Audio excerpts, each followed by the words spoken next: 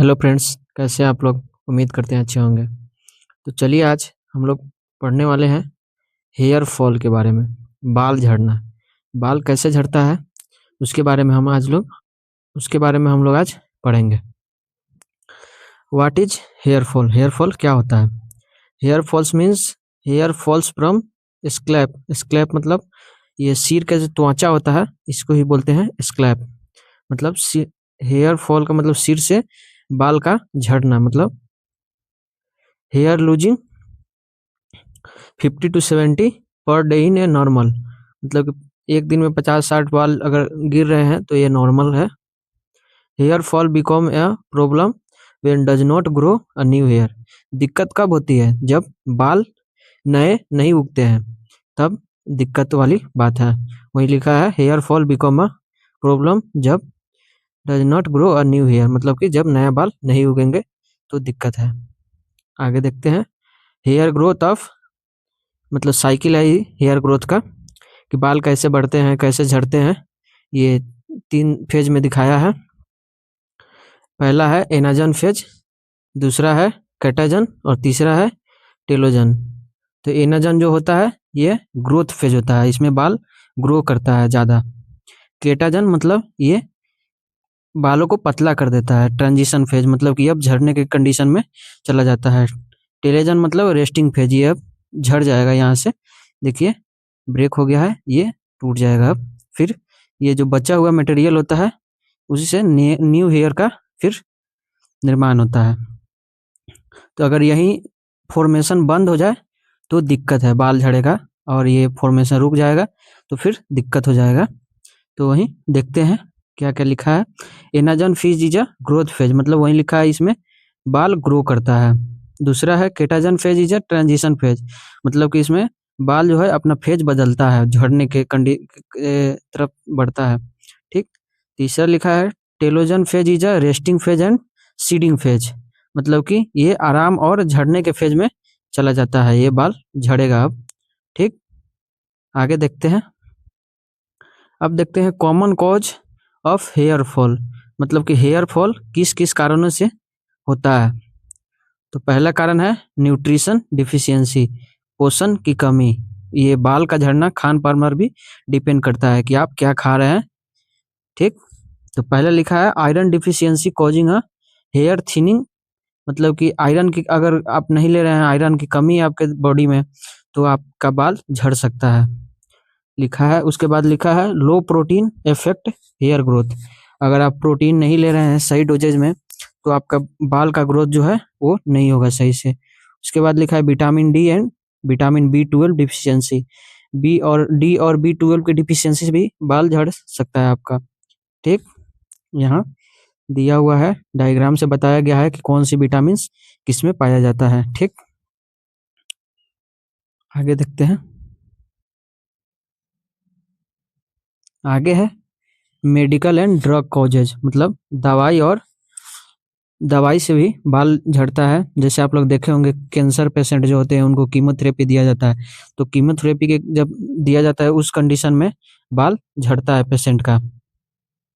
वहीं लिखा है chemotherapy cause a severe hair loss, ये कीमोथेरेपी बाल को झड़ा सकता है, उस कंडीशन में बाल झड़ता है। देखे होइएगा कैंसर पेशेंट को आप लोग, उनके बाल को पहले ही क्या कहते छील दिया जाता है इरेजर से, ताकि बाल कम झड़े। ठीक। फिर भी बाल झड़ता ही है कीमोथेरेपी में। ठीक। उसके बाद आगे है some medicine cause a temporary hair loss, कोई कोई दवा भी ऐसा होता है जिसका साइड इफेक्ट हेयर लॉस होता है, जिसको लेने से हेयर लॉस होने लगता है। ठीक। वही लिखा हुआ है कुछ दवाइयाँ से भी टेम्पररी हेयर लॉस हो सकता है। जैसे एग्जांपल बीटा ब्लॉकर्स के मेडिसिन, जितने भी बीटा ब्लॉकर्स के मेडिसिन है, प्रोपेनोलॉल, मेटाप्रेलोल, ये सब बाल को झड़ा सकते हैं। एंटी इपिलेप्टिक, मिर्गी की भी जो दवाइयाँ होती है उससे भी बाल झड़ती है, लिखा है यहाँ पे। एग्जाम्पल है वालप्रोइक एसिड। ठीक। उसके बाद अगला है anti thyroid drugs. Anti thyroid drugs के भी जो भी मेडिसिन होते हैं वो भी बाल को झड़ा सकते हैं। एग्जाम्पल भी लिखा है कार्बिमाजोल। ठीक। आगे देखते हैं। आगे है हार्मोन कॉजेज, हार्मोन्स के भी कारण बाल झड़ सकता है। तो वहीं लिखा है thyroid disorder increase the hair loss. Thyroid के भी आपको प्रॉब्लम होगा तो उससे हेयर लॉस हो सकता है आपको। वहीं लिखा है thyroid disorder increase hair loss, बढ़ा सकता है, बाल झड़ना बढ़ा सकता है। PCOS in female. पीसीओएस एक डिसऑर्डर है जो महिलाओं में होता है। अब समझते हैं पीसीओएस क्या होता है। पीसीओएस मतलब पॉलीसिस्टिक ओवरी सिंड्रोम, इसका फुल फॉर्म होता है। ये फीमेल में होता है, ठीक। आसान भाषा में बोले तो ये एक हार्मोनल डिसऑर्डर है जिसमें अंडाशय ओवरीज में कई छोटे छोटे सिस्ट बन जाते हैं, मतलब कि फॉलिकल दाने दाने से बन जाते हैं, जो पीरियड्स, वजन और बालों में वृद्धि और फर्टिलिटी का असर पड़ता है। इसमें क्या होता है, वो जो दाने दाने बन जाते हैं उसमें लिक्विड मटेरियल्स भरे रहते हैं जो कि वजन और बाल के वृद्धि में, फर्टिलिटी पर असर डालता है। ये सब जितने लिखे हैं पीरियड्स में, वजन में, बालों के वृद्धि में, इसमें असर करता है ये पीसीओएस डिसऑर्डर, ठीक। आगे देखते हैं, आगे लिखा है टेलोजन इफ्यूलिबम ऑकर्स आफ्टर स्ट्रेस। तनाव के बाद ये बाल को भाई झड़ता है। कितना लोगों को देखे हुइएगा ज़्यादा टेंशन में रहते हैं तो बाल झड़ने लगता है। तो ये लिखा हुआ है यहाँ पे hair fall start 2 to 3 month, मतलब आप जब स्ट्रेस लेना स्टार्ट कीजिएगा, मतलब कि आप टेंशन होगा किसी चीज़ को लेकर, या देखे हुइएगा घर परिवार में बड़े बुजुर्ग अगर टेंशन में रहते हैं तो हेयर लॉस होता है इसके भी कारण। तो वहीं यहाँ लिखा है hair loss start 2 to 3 month, मतलब 2-3 महीने अगर लगातार आप स्ट्रेस में रहिएगा तो आपका बाल झड़ सकता है, ठीक। आगे देखते हैं, आगे लिखा है टाइप ऑफ हेयर फॉल, मतलब कि बाल किस किस प्रकार से झड़ते हैं वही लिखा है। आइए देखते हैं। एंड्रोजेनेटिक एलोपेशिया, मतलब कि एंड्रोजेनेटिक एलोपेशिया के एक टाइप है जिसमें क्या होता है genetic hair loss. Genetic hair loss आप देखे होइएगा किसी किसी के दादा का बाल झड़ा रहता है, उसके पिता का भी झड़ा रहता है, उसके बच्चे में भी ये जीन के कारण बाल पतला और झड़ जाता है। तो वही लिखा है genetic hair loss causing a gradual thinning, मतलब बाल को पतला कर देता है मैन और वुमेन में, ठीक। यहाँ लिखा, हिंदी में भी लिखा है अनुवांशिक कारण से सीधे, अनुवांशिक कारण से धीरे धीरे बालों का पतला होना, मतलब बाल पतला हो जाएंगे फिर झड़ जाएंगे, ठीक। दूसरा प्रकार है एलोपेशिया एरियाटा, ठीक। इसमें क्या होता है पैचेज, जो यहाँ देखिए ये पैचेज है, इस तरह से बाल झड़ता है पैचेज पैचेज होके, ठीक। Patchy hair loss cause by an autoimmune reaction, ये किसके कारण होता है, ऑटो इम्यून रिएक्शन के कारण होते हैं, ठीक। आगे देखते हैं, आगे है टोलेजन इल्यूफिबियम। इसमें क्या होता है sudden hair loss due to stress, illness और न्यूट्रिशन डिफिशियंसी। इसमें तनाव, बीमारी या पोषण की कमी से अचानक बाल झड़ने लगता है। अब ये टोलेजन इल्यूफिबियम क्या है, इसका मतलब होता है टेम्पोररी बाल झड़ना, मतलब कुछ दिनों के लिए बाल झड़ जाएगा फिर वो आ भी जाता है, रिकवर हो जाता है कुछ दिनों में। तो वही लिखा है जिसमें बहुत से बाल एक साथ रेस्टिंग फेज, मतलब टोलेजन फेज में चले जाते हैं, झड़ने के फेज में चले जाए, झड़ जाएंगे, ठीक। फिर इसमें 3 से 6 महीना में बाल रिकवर भी हो जाता है, यहाँ लिखा भी है यह आमतौर पर 3 से 6 महीने में अपने आप ठीक हो जाता है, ठीक। ये किसके कारण होता है, किसी बीमारी या दवा या हार्मोन में बदलाव या डिलीवरी के बाद अचानक से ज़्यादा हेयर फॉल हो जाता है, ठीक। आगे है एनाजन इल्यूफिबियम। इसमें क्या होता है रैपिड लॉस, हेयर लॉस हो जाएगा during to growth phase often due to chemotherapy. Chemotherapy में भी यही लिखा है, कीमोथेरेपी में या दवा से बाल तेजी से झड़ जाएगा, ठीक। उसके बाद लिखा है ट्रैक्शन एलोपेशिया। ट्रैक्शन एलोपेशिया मतलब hair loss due to tight hair pulling the hair, मतलब बाल को अगर जोर से खींच कर बांधिएगा तो भी बाल झड़ सकता है। वही लिखा है हेयर लॉस ड्यू टू, एक second, hair loss due to tight hair style, मतलब आप उसको कस के बांधिएगा तो भी बाल झड़ सकता है आपका, ठीक। उसके बाद है सिकेस्ट्रियल एलोपेशिया। सिकेस्ट्रियल एलोपेशिया में क्या होता है permanent hair loss due to scalp damage और इन्फ्लेमेशन।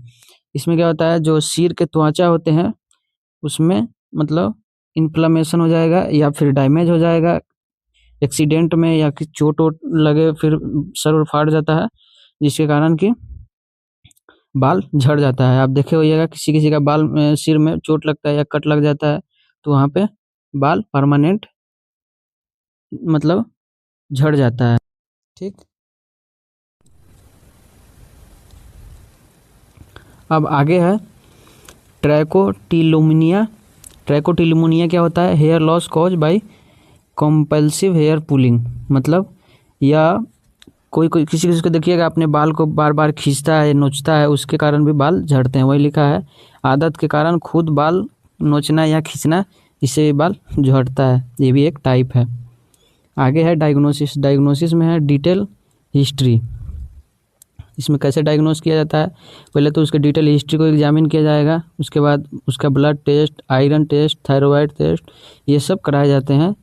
और एक और टेस्ट होता है स्कैल्प उसका एग्जामिन होता है। ठीक, डर्मोस्कोपी ऑफ स्कैल्प मतलब सिर की जांच, सिर के जो त्वचा होता है स्कैल्प उसका जांच होता है। ठीक, अब बात करें इसमें कौन कौन से मेडिसिन दवाएं यूज होता है, तो पहला है मिनॉक्सिडिल। ये आप बहुत फेमस मेडिसिन है, बहुत सारे लोग इसको यूज करते हैं, आप लोग भी जानते होइएगा मिनॉक्सिडिल के बारे में, आपके घर में भी कोई यूज किए होंगे। ठीक, तो ये टॉपिकल है। टॉपिकल मतलब कि स्किन पे अप्लाई किया जाता है, सिर के स्किन मतलब स्कैल्प में, ये जो है इससे ही बालों में रब किया जाता है। ठीक, तो वहीं लिखा है या topical medicine use to promote hair growth in androgenetic alopecia. Androgenetic alopecia में इसका यूज किया जाता है बाल को बढ़ाने के लिए। अब डोज की बात करें तो ये 2 to 5% सोल्यूशन फोम अप्लाई, 2 से 5% सोल्यूशन इसका लेना है और उसके बाद सिर में आपको लगाना है और इससे आपको रब करना है ऐसे ऐसे। ठीक, अब आगे लिखा है ये कैसे काम करता है, तो देखिए कैसे काम करता है। ये करता है मिनॉक्सिडिल डाइलेट ब्लड वेसल को डाइलेट कर देता है, मतलब कि जो भी सिर में वेसल्स पाए जाते हैं उसको चौड़ा कर देता है, डाइलेट कर देता है। ठीक, जिससे कि ब्लड फ्लो, ऑक्सीजन और ये ऑक्सीजन का लेवल बढ़ेगा, ये ब्लड फ्लो बढ़ेगा, जिससे कि हेयर फॉलिकल में ये सब बढ़ जाते हैं, जिसके कारण ये एलोपेशिया कम हो जाता है, बाल का झड़ना कम हो जाता है और बाल थिकर हो जाता है, मतलब मोटा होने लगता है। ठीक, आगे लिखा है prolongs the anagen phase of hair cycle. इसमें क्या होता है, बाल के ग्रंथि लंबा होता है, लंबा होने लगता है। ठीक, बढ़ने लगता है, ग्रो करने लगता है। उसके बाद अगला पॉइंट लिखा है convert weak hair follicle into thicker terminal hairs. इसमें क्या होता है, पतले बाल मोटा और मजबूत बालों में कन्वर्ट होने लगता है इससे। ठीक, अब आगे है फिनास्टेराइड। फिनास्टेराइड भी एक टैबलेट मेडिसिन आता है, यहाँ पे है, ये भी बहुत फेमस मेडिसिन है। ये क्या करता है, DTH हार्मोन को रोक देता है। अब DTH होता क्या है, DTH मतलब डाईहाइड्रो टेस्टोस्टेरोन। इसका काम क्या होता है, यह एक एंड्रोजन हार्मोन है जो कि मेल कैरेक्टरिस्टिक के विकास में और हेयर फॉल में मदद करता है, भूमिका निभाता है। ठीक, अब ये हेयर फॉल में कैसे भूमिका निभाता है, तो ये A5 अल्फ़ा मतलब A5 अल्फ़ा रिडक्टेज, यह एक एंजाइम है जो कि मेल में पाया जाता है। ठीक, इससे क्या बनता है, DTH, इससे बनता है DTH। ठीक, सिर्फ DTH बनता है तो इसको ही इनहिबिट कर दिया जाता है, DTH बनने से पहले ही इसको इनहिबिट कर दिया जाता है। वही लिखा है A5 alpha reductase, 5 alpha reductase को इनहिबिट कर दिया जाता है, जिससे कि हेयर फॉल रुक जाता है। डोज क्या है, 1 mg orally once a daily, मतलब दिन में 1 mg लेना है आपको। इसका यूज क्या है, prevent hair falls in a male by reducing DTH hormone. वहीं ये DTH को बनने ही नहीं देंगे तो फिर बाल हमारा झड़ना रुक जाएगा। ठीक, अब आगे देखते हैं। अब कुछ न्यूट्रिशनल सप्लीमेंट्स भी हैं जिसके सहायता से आप बाल झड़ना रोक सकते हैं। जैसे बायोटीन। बायोटीन क्या है? ये वाटर सोल्यूबल विटामिन इसेंशियल, ये एक वाटर सोल्यूबल विटामिन्स हैं जो कि केराटिन फॉर्मेशन करते हैं और हेयर स्ट्रेंथ को बढ़ा देते हैं। डोज क्या है? 5 से 10 mg पर डे ओरली, 5 से 10 मिलीग्राम डेली आपको लेना है। यूज इसका है स्ट्रेंथनेस, मतलब strengthness hair and nails, useful in nutrition deficiency, बालों को मजबूत बनाएगा, टूटने से रोकेगा।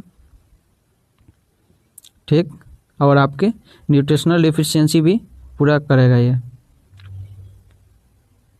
अब बात है मल्टीविटामिन सप्लीमेंट। मल्टीविटामिन सप्लीमेंट भी बाल को झड़ने से रोकता है।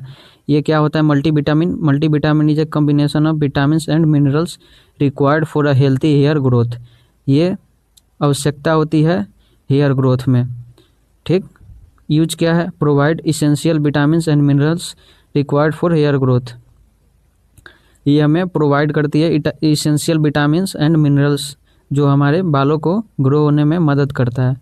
ठीक, डोज क्या है? 1 टैबलेट वंस अ डेली, मतलब कि 1 टैबलेट आपको पर डे लेना है। अब आगे देखें। आगे है आयरन सप्लीमेंट। आयरन सप्लीमेंट भी हमारे बाल के ग्रोथ में हेल्पफुल होते हैं। तो वहीं लिखा है use to treat hair fall caused by iron deficiency.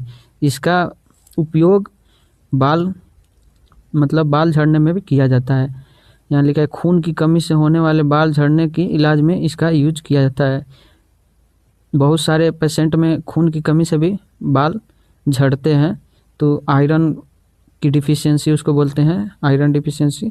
तो आयरन का टैबलेट उसको प्रेस्क्राइब किया जाता है। डोज क्या है? Ferrous sulphate equivalent to 100 to 200 mg equivalent iron per day, मतलब 100 से 200 mg पर डे आपको लेना है आयरन का टैबलेट्स को।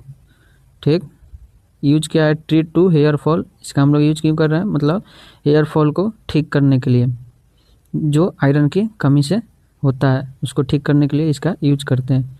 आगे देखते हैं। आयरन है आगे है विटामिन डी। विटामिन डी की कमी से भी हेयर फॉल होते हैं, तो ये रेगुलेट करता है। Vitamin D regulate hair follicle cycle, ये हेयर फॉलिकल साइकिल को रेगुलेट करता है। यूज क्या है?